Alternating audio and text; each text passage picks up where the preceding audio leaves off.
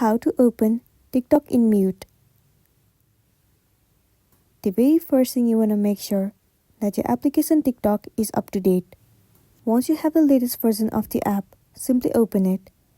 Enter your login credential as in your email address and the password and log into a specific account.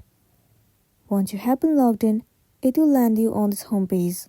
So whenever you open the TikTok, the volume will be available to you, and it might be disturbing for some of the people in the circumstances.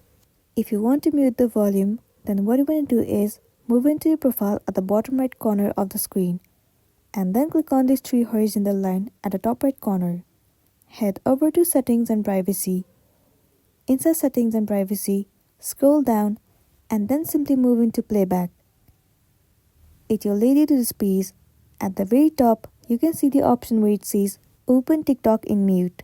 So once you enable this option, the videos will be muted by default when you open the app. Tap to unmute videos or use your device's volume controls. So make sure that you enable this option. Once the option has been enabled, your TikTok will open in mute and then you'll be good to go. So that's all for today, and this is simply how you can open TikTok on mute. Make sure to smash the like button and consider subscribing if you found this video helpful. We'll see you in the next one.